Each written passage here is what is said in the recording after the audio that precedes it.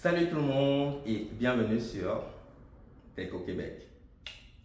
Sujet du jour, pourquoi je me suis installé au Québec et pas dans une autre province au Canada?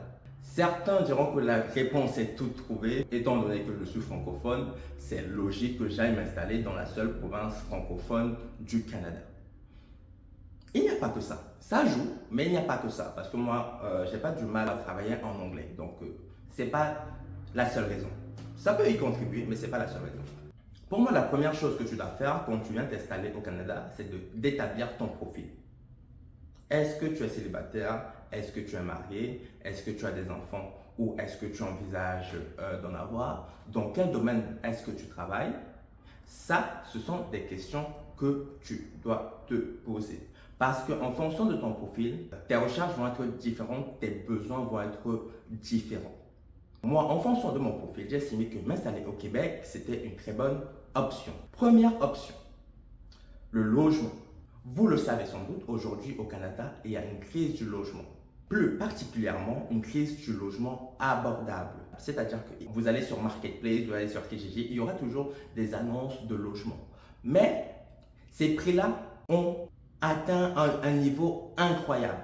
Mais vraiment incroyable. Aujourd'hui, les appartements coûtent limite 50% plus cher qu'il y a 2, 3 ans, 5 ans. Mais ça, c'est partout dans tout le Canada. Et en réalité, le Québec, ce n'est pas la pire province concernant les prix des loyers. Parce qu'aujourd'hui, on dit qu'au Québec, ou à Montréal, pardon, plutôt précisément à Montréal, le prix d'une chambre est de 1600 dollars en moyenne. 1600 dollars en moyenne.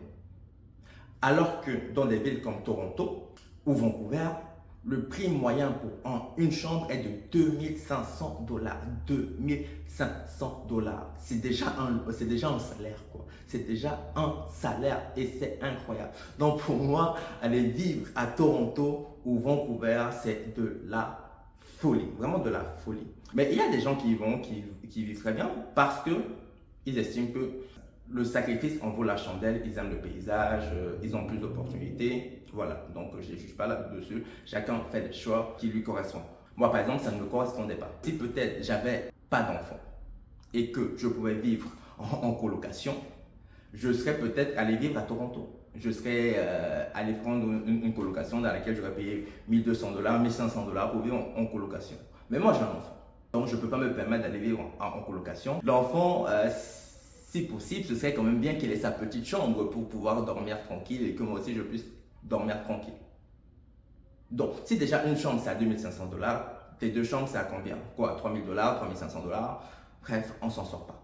Donc, sur ce point-là, j'ai choisi le Québec et même Montréal parce que aujourd'hui je vis à Montréal et mon appartement aujourd'hui qui est en 3 chambres, donc en 5 et demi comme on dit ici, me coûte 1350 dollars. 1350 dollars. Si vous voulez, je vous ferai un tour dans de prochaines vidéos. Donc, entre 3 chambres à 1350 dollars et une chambre à 2500 dollars, je pense que le choix est vite fait.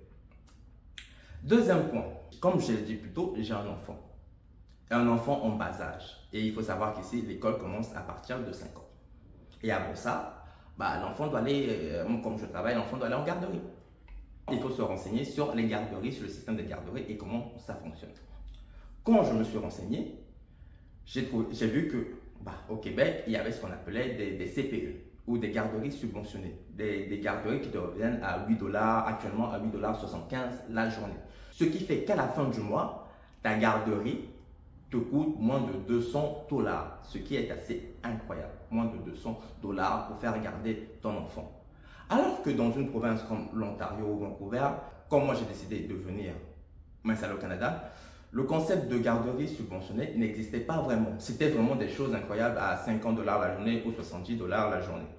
Il y en a aussi au Québec, des garderies à 50 dollars, à 55 dollars. D'ailleurs, il y a une pénurie en région, une grosse pénurie en région. Mais par contre, à Montréal, il y a de la place. Donc, c'est aussi pour ça que j'ai quitté Québec pour venir à Montréal. À Montréal, il y a de la place en CPE.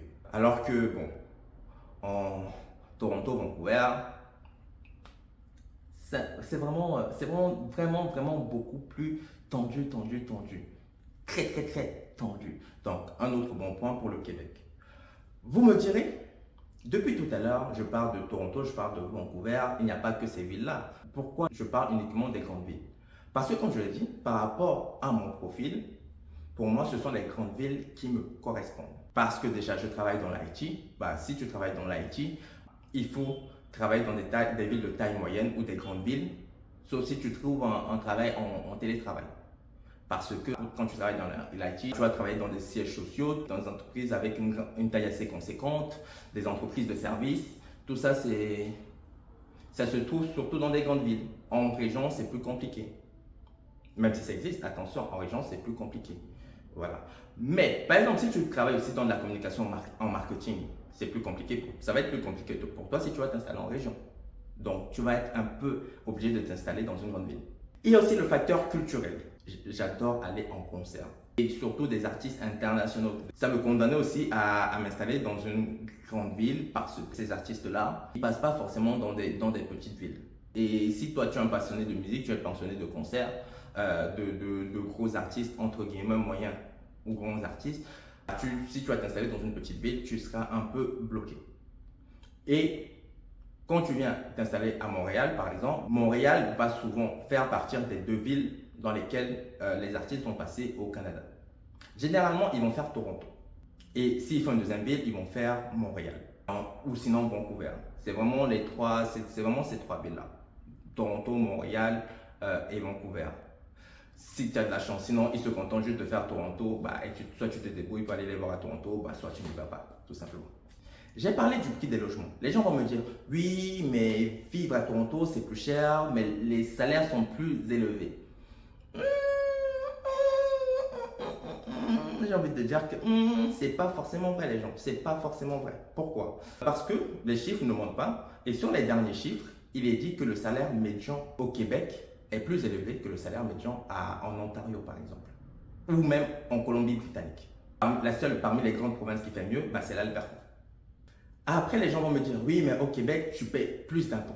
Mais est-ce que cette différence d'impôts que tu ne payes pas, ça te permet de payer ton loyer? Parce qu'on parle quand même d'un différentiel de 1000 $, quoi. Est-ce que les impôts là que tu ne vas pas payer, ça va te permettre de payer ton loyer? De combler cette différence-là au niveau des loyers? Moi, je ne suis pas sûr. Autre province intéressante, l'Alberta. Pourquoi? Ça va être la province du pétrole, donc les taxes vont commencer à s'élever. Il n'y a qu'une seule taxe fédérale. Mais pourquoi je ne vais pas vivre en Alberta? Je ne vais pas vivre en Alberta parce que c'est à l'ouest. Quand toi tu viens d'Europe ou d'Afrique, c'est un peu plus compliqué d'aller vivre en Alberta. Parce que le jour où tu décides de rentrer au pays, je sais pas, faire une visite auto-exceptionnelle, ça coûte un peu d'argent. Le prix quand tu pars de Montréal ne va pas être le même que quand tu vas partir d'Edmonton ou de Calgary. Et j'avais pas envie d'aller m'installer dans un endroit et avoir le sentiment que je suis bloqué dans cette région-là ou dans cette province-là. Donc c'est pour ça que m'installer en Alberta, pareil, ça m'intéressait pas non plus. Et pareil, niveau activité culturelle, ça m'intéressait pas non plus. Il y a aussi le côté administratif. Bon, ça par contre, le côté administratif, le Québec, clairement, c'est la région la plus chiante. C'est la région la plus chiante parce que si tu viens t'installer au Canada en permis d'études, au Québec, on va te demander le CAQ. Le CAQ que les autres provinces ne vont pas te demander. Pareil, si tu viens pour travailler, on va te demander le CAQ en plus de l'EIMT, alors que dans les autres provinces, on te demande que l'EIMT. Sachant que l'EIMT, c'est déjà compliqué à avoir. Ensuite, tu ajoutes le CAQ.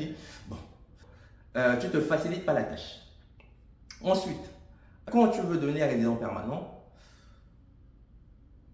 tu dois avoir ton CSQ avant.